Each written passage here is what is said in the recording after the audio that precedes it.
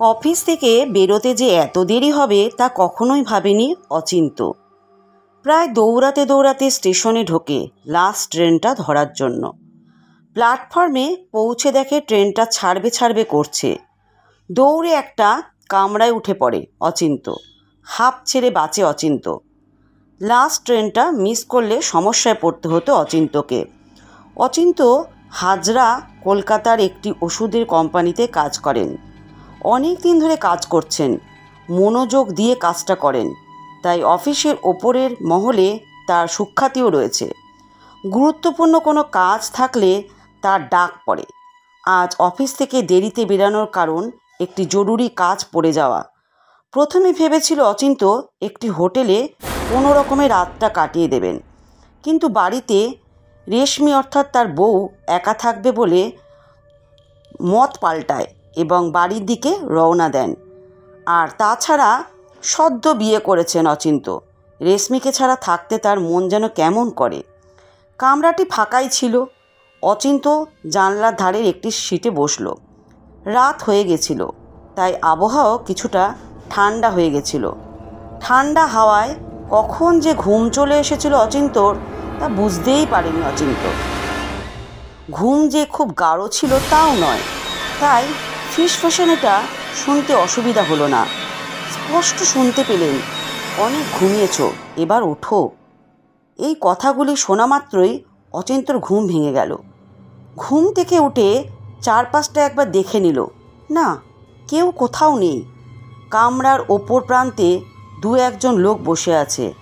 তাদের পক্ষে কথাগুলি অচিন্তর কানে ফিসফিস করে বলে কামরার ওপর প্রান্তে চলে যাওয়া সম্ভব নয়। ঘুম আর আসলো না অচিন্তর। জানলা দিয়ে বাইরে তাকিয়ে রইল। বাইরের কালো অন্ধকারের দিকে বেশিক্ষণ তাকিয়ে থাকা যায় না। একটার পর একটা স্টেশন চলে যাচ্ছে এবং অচিন্ত ভেবে যাচ্ছে কে তার কানে এসে কথাগুলি বলল। নিজের স্টেশন আসছে দেখে সিট ছেড়ে দরজার সামনে গিয়ে দাঁড়ায়। মন মেজাজ ঠান্ডা করে দেওয়ার মতন হাওয়া, অন্ধকার আর একঘেয়েমি লাগে না অচিন্তর। সে ভাবতে থাকে কখন বাড়ি পৌঁছাবে। স্টেশন থেকে আধ ঘন্টা হাঁটতে হয়। ইস, যদি সাইকেলটা নিয়ে আসতো তাহলে ভালোই হতো, অচিন্ত মনে মনে ভাবল। সাইকেল রাখার জায়গাটি অনেক রাত পর্যন্ত খোলা থাকে। আধ ঘন্টা হাঁটতে হবে বলে অচিন্ত কিছুটা বিরক্তই হলো। রেশমি বহুবার বলেছে যে সাইকেলটা নিয়ে যেতে, কিন্তু তার হয়ে ওঠে না। অচিন্ত ভাবতে থাকে বউ হয়তো তার জন্য অপেক্ষা করছে। অচিন্ত না খাওয়া হলে সে খায় না, এরকম নানা চিন্তা অচিন্তর মনে আসতে থাকে। হঠাৎ অনুভব করে কেউ যেন তার কানের কাছে এসে কথা বলছে। সঙ্গে সঙ্গে ঘাড় ঘুরিয়ে দেখে অচিন্ত। দেখে কেউ নেই, অথচ স্পষ্ট শুনতে পায় কে যেন বলল, আমি এখানে ট্রেন থেকে লাফ দিয়েছিলাম, শুনতে পাচ্ছ? আরে, কেউ কি তার সাথে মশকরা করছে? কিন্তু মশকরা করলে এতক্ষণে সে ধরে ফেলতো। তাছাড়া কাউকে তো সে দেখতে পাচ্ছে না। কে এখান থেকে লাফ মেরেছিল? এই প্রশ্নের উত্তর সে খুঁজতে থাকে। হঠাৎ তার মনে পড়ে পাড়ারই একজন বলেছিল শেষ ট্রেনে নাকি অশরীরী আত্মার উপস্থিত লক্ষ্য করা যায়। তাহলে কি সেই অশরীরী আত্মা তার কানে এসে কথাগুলি বলে গেল? দূর, এই বিজ্ঞানের যুগে কেউ ভূতে বিশ্বাস করে নাকি? অচিন্ত নিজে নিজেকেই প্রশ্ন করতে থাকলো। হয়তো সারাদিন কাজের পর শরীর ক্লান্ত বলে তার এরকম মনে হয়েছে। আর ভূত যদি থাকতোই তাহলে একবার দেখা দিত ঠিকই। সঙ্গে এও ভাবতে থাকে তার মাথার কোনো গণ্ডগোল হয়নি তো। মানসিক রোগীরা অনেক সময় নানা জিনিস শোনে এবং দেখে। এদিকে অচিন্ত স্টেশন চলে এসেছে। ট্রেন থেকে নামার প্রস্তুতি নিতে থাকে। মনে মনে ঠিক করে নেয় সে বড় রাস্তা দিয়ে বাড়ি ফিরবে, শর্টকাটটা ধরবে না। ট্রেন স্টেশনে এসে থামে। ট্রেন থেকে যেই নামতে যাবে অচিন্ত তখনই মনে হয় কে যেন পিছন থেকে তাকে ধাক্কা মারে। হুমড়ি খেয়ে প্ল্যাটফর্মে পড়ে অচিন্ত। হাতের একটি অংশ ছড়েও যায়। প্ল্যাটফর্মে পড়ে যাওয়ার সঙ্গে সঙ্গে পিছনে ঘুরে দেখার চেষ্টা করে কে তাকে পিছন থেকে ধাক্কা মারল, কিন্তু পিছনে ঘুরে কাউকে দেখতে পেল না অচিন্ত। অথচ তাকে যে কেউ একজন ধাক্কা মারল সেই ব্যাপারে কোনো সন্দেহ নেই। অচিন্তর এও মনে হলো তাহলে কি সে নামতে গিয়ে পড়ে গেল? শরীর ক্লান্ত বলে কি সে পড়ে গেল? কিছুক্ষণ পরে বুঝতে পারল চোট তার ভালোই লেগেছে। হাঁটুর কাছটাও কেটে গেছে। প্ল্যাটফর্মে একটি বসার জায়গা ছিল, সেখানে অচিন্ত বসে পড়ল। হাত পা দুটো টনটন করছে। সঙ্গে ব্যাগটিতে একটি জলের বোতল ছিল অচিন্তর। সেটি বার করে জল খেতে লাগলো। মনে মনে ভাবতে লাগলো, ভাগ্যিস অফিস থেকে বেরানোর সময় বোতলে জল ভরে নিয়েছিল অচিন্ত। বসে বসে ভাবতে লাগলো, বাড়িতে বউ হয়তো তার কথা চিন্তা করছে। পায়ের এবং হাতের ব্যথাটা একটু ওর মনে হতে লাগলে সে বাড়ি যাওয়ার জন্য তৈরি হতে লাগলো। কিন্তু যে কাঁধে ব্যাগ ঝুলিয়েছে, তখনই দেখতে পেল উল্টো দিকে প্ল্যাটফর্মে একজন মহিলা দাঁড়িয়ে রয়েছে। মহিলা মনে হতে লাগলো তার কারণ সে শাড়ি পরে রয়েছে। অচিন্ত উঠে দাঁড়াতে প্ল্যাটফর্মের উপর প্রান্তের মহিলাটিও হাঁটতে শুরু করলো। ফুটব্রিজ ব্যবহার করলো না, সোজা লাইন অতিক্রম করে এগিয়ে আসতে লাগলো। অচিন্ত একটু ঘাবড়ে গেল। কী কারণে মহিলাটি তার দিকে এগিয়ে আসছে তা বুঝতে পারল না। একে রাত হয়ে গেছে, তার উপর জোরে হাওয়াও দিচ্ছে। মহিলাটির কথা না ভেবে অচিন্ত প্ল্যাটফর্ম থেকে বাইরে যাওয়ার জন্য জোরে হাঁটতে শুরু করে দিল। কিন্তু পায়ে চোট লাগার ফলে বেশি জোরে হাঁটতেও পারছে না অচিন্ত। খোঁড়াতে খোঁড়াতে একদিকে প্ল্যাটফর্ম থেকে বাইরে যাওয়ার পথটা দেখে নিচ্ছে, অন্যদিকে তার দিকে ধীরে ধীরে এগিয়ে আসা মহিলাটার দিকেও তার নজর পড়ছে। কিন্তু মহিলাটি আসার আগেই অচিন্ত প্ল্যাটফর্ম থেকে বেরিয়ে রাস্তায় নেমে পড়ে। রাস্তায় নেমে পিছন ফিরে দেখে মহিলাটি তার পিছু নিয়েছে কিনা। না, কেউ নেই পিছনে। অচিন্তর মনে হয় মহিলাটি বোধহয় প্ল্যাটফর্মেই থাকে, হয়তো ভিখারি গোছের কেউ হবে। ওকে এত রাতে একা দেখতে পেয়ে খাবারের জন্য এগিয়ে আসছিল। ভাগ্যিস কথা হয়নি, কারণ অচিন্তর কাছে খেতে দেওয়ার মতো কিছুই নেই। খাবারের কথা মনে পড়তে অচিন্ত বুঝতে পারল যে তার জোরে খিদে পেয়েছে। রাস্তায় নেমে জোরে জোরে হাঁটতে লাগলো। স্টেশনে মহিলাটিকে দেখার পর ঠিক করে নিয়েছে সে শর্টকাট ধরবে না, বড় রাস্তা ধরেই বাড়ি ফিরবে। তাছাড়া শর্টকাটের রাস্তাটি বেশিরভাগ সময় অন্ধকার থাকে, বড় রাস্তা দিয়েই যাওয়া উচিত। বড় রাস্তা ধরল অচিন্ত। রাস্তায় কয়েকটা কুকুর দেখে ওকে ডেকে উঠল। অচিন্ত হুস হুস বলে কুকুরগুলোকে তাড়িয়ে দিল। কুকুরগুলো অচিন্ত তাড়া খেয়ে দূরে গিয়ে ডাকতে শুরু করলো। অচিন্ত হাঁটতে শুরু করলো, বেশ জোরেই হাঁটতে লাগলো। পকেট থেকে মোবাইল ফোনটা বার করে কাউকে ফোন করার চেষ্টা করলো, কিন্তু এ কি, ফোনে কোনো নেটওয়ার্ক নেই। অথচ এমনটা তো হওয়ার কথা নয়। রাতের দিকে দিব্যি নেটওয়ার্ক থাকে। প্রায় রাতের দিকে সে কথা বলে অফিসে কলিগদের সাথে, কিন্তু আজ নেই কেন নেটওয়ার্ক। মোবাইলটা পকেটে রেখে দিল চিন্তা করতে করতে। কিছুক্ষণ হাঁটার পর অচিন্ত বুঝতে পারল যে রাস্তা তিনি ধরেছেন তা তাকে কখনোই বাড়িতে পৌঁছে দেবে না। তাহলে কি সে কি ভুল করল? প্ল্যাটফর্মে মহিলাটিকে পাশ কাটানোর জন্য রাস্তায় এসে পড়ল, কিন্তু এখন প্ল্যাটফর্ম থেকে বেরিয়েছিল তখন যে রাস্তা রোজ ধরেন সেই রাস্তায় ধরেছিল। ভুল রাস্তায় সে কিভাবে এসে পড়ল তা অচিন্ত বুঝেই উঠতে পারছে না।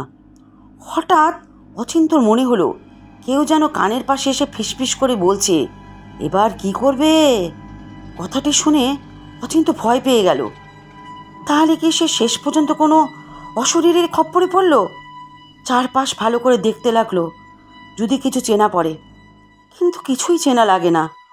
অচিন্তর মনে হয় সে প্রথমবারের জন্য এই জায়গাটা এসেছে। মনে মনে ঠিক করলো যে পথে এসেছে সেই পথেই ফিরে যাবে। স্টেশনের সামনে গিয়ে শুরু করবে, কারণ স্টেশন থেকে বাড়ি ফেরা পথটা তার চেনা। অচিন্ত যে পথে এসেছিল সেই পথে হাঁটা লাগলো, কিন্তু কিছু দূর পৌঁছে আবার বুঝতে পারল সে যে পথ হারিয়ে ফেলেছে। কী করবে সে বুঝতে পারে না। খানিকক্ষণ দাঁড়িয়ে থাকার পর তার মনে হতে থাকে কেউ যেন দূর থেকে তাকে ডাকছে এবং বলছে, এই যে এদিকে এসো। আরও দু একবার সেই ডাক শোনার পর বুঝতে পারে যে তার রেশমি তাকে ডাকছে। হ্যাঁ, এই তো রেশমি। কাছে গিয়ে সামনে থেকে দেখে, আরও নিশ্চিন্ত হয়। অচিন্ত ফিরতে দেরি হচ্ছে দেখে রেশমি তাকে খুঁজতে বেরিয়েছে। কিছুক্ষণ হাঁটার পর অচিন্তকে দেখতে পেয়ে যায় এবং ডাকতে থাকে। রেশমিকে দেখতে পেয়ে অচিন্ত হাঁপ ছেড়ে বাঁচে। এতক্ষণ অচিন্ত ভাবছিল কিভাবে বাড়িতে পৌঁছাবে। এখন তার মনে হতে থাকে খাওয়ার কথা। খিদে কোনো রকমে চেপে জিজ্ঞাসা করে বসে রেশমিকে, বাড়িতে কি রান্না হয়েছে? উত্তরে রেশমি বলে, তোমার প্রিয় চিংড়ি মাছ।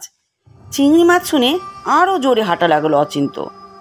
কি আশ্চর্য, যে রাস্তাটি এতক্ষণ ধরে খুঁজছিল অচিন্ত তা অতি সহজেই পেয়ে গেল। বাড়ি পৌঁছে হাত মুখ ধুয়ে খেতে বসে পড়ল।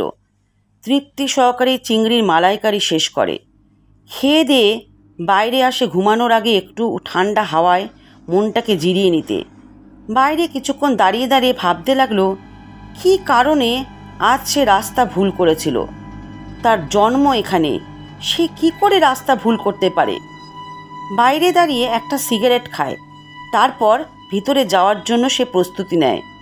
কিন্তু তখনই রেশমি ভিতর থেকে বাইরে এসে বলে, চেয়ার এনে দেব, বাইরে কিছুক্ষণ বসবে। অচিন্ত ভাবল কিছুক্ষণ বাইরে বসা যাক, সুন্দর হাওয়া বইছে।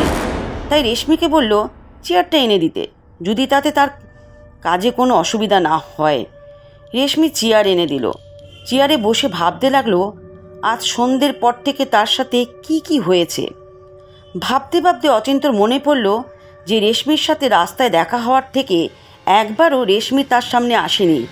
যেটুকুনি কথাবার্তা হয়েছে তা দূর থেকেই। তারপর তার মনে হলো হয়তো কাজে ব্যস্ত, তাই ওকে বেশি সময় দিতে পারেনি। এই ভাবতে ভাবতে অচিন্ত চেয়ারে বসেই ঘুমিয়ে পড়ল। ঘুম ভাঙল ট্রেনের হুইসেলের আওয়াজে। ঘুম থেকে উঠে ভাবে ভোর হয়ে গেছে, কিন্তু ভোর কোথায়? চারপাশে তো নিকষ কালো অন্ধকার। অচিন্ত অবাক হয়ে দেখে যে সে ট্রেনের প্ল্যাটফর্মের একটি চেয়ারে বসে রয়েছে, অথচ তার স্পষ্ট মনে আছে এই কিছুক্ষণ আগেই সে তার বাড়ির বাইরে একটি চেয়ারে বসেছিল। ইতিমধ্যে ট্রেনটি চলে গিয়েছে, প্ল্যাটফর্ম সম্পূর্ণ ফাঁকা, কিন্তু উল্টো দিকে প্ল্যাটফর্মে কেউ একজন দাঁড়িয়ে রয়েছে না। ভালোভাবে দেখার পর বুঝতে পারে উল্টো দিকের মানুষটি আসলে একজন মহিলা। আরে এরকম একজন মহিলাকেই তো ট্রেন থেকে নামার পর দেখেছিল অচিন্ত। সব গুলিয়ে যাচ্ছে অচিন্তর। কীভাবে সে প্ল্যাটফর্মে এসে হাজির হলো তা বুঝতেই পারছে না। এদিকে উল্টো দিকে প্ল্যাটফর্মে দাঁড়ানো মহিলাটি হাঁটতে শুরু করে দিয়েছে, রেল লাইন পার করে তার দিকে আসছে। অচিন্ত উঠে দাঁড়ালো, হাঁটতে শুরু করে দিল, কিন্তু এবার আর আগের বারের মতন হলো না।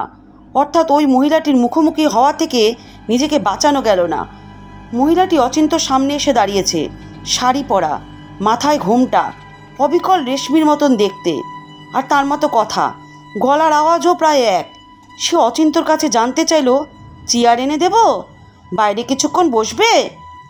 কি আশ্চর্য, এই কথাগুলো তো কিছুক্ষণ আগে রেশমি অচিন্তকে জিজ্ঞাসা করেছিল। অচিন্ত কি করবে বুঝে পাচ্ছিল না। হঠাৎ দেখলো যে মেয়েটি পা দুটো উপরের দিকে উঠে গেল। এই দৃশ্য দেখে অচিন্ত আর ঠিক থাকতে পারল না, অজ্ঞান হয়ে প্ল্যাটফর্মে পড়ে গেল। জ্ঞান ফেরার পর দিন সকালবেলায় দেখলো নিজের বাড়িতে নিজের বিছানায় শুয়ে রয়েছে। রেশমি তার মাথায় হাত বুলিয়ে দিচ্ছে। সুস্থ হয়ে উঠে জানতে পেরেছিল বহু বছর আগে এক মহিলা ওই স্টেশনের সামনে আত্মহত্যা করেছিল। মেয়েটির বিয়ে ভেঙে গেছিল। তারপর থেকে মাঝে মাঝে যারা দেরি করে বাড়ি ফেরে তাদেরকে এইভাবেই ভয় দেখান। পরে এও জানতে পেরেছিল যে সকালবেলা তাকে অচেতন অবস্থায় প্ল্যাটফর্মে এক হকার দেখতে পায়, সেই লোকজনকে খবর দেয়। তো বন্ধুরা, আজকের গল্পটি তোমাদের কেমন লাগলো? যদি এরকম অদ্ভুতের গল্প তোমাদের ভালো লাগে তাহলে চ্যানেলটিকে অবশ্যই সাবস্ক্রাইব করে রেখো।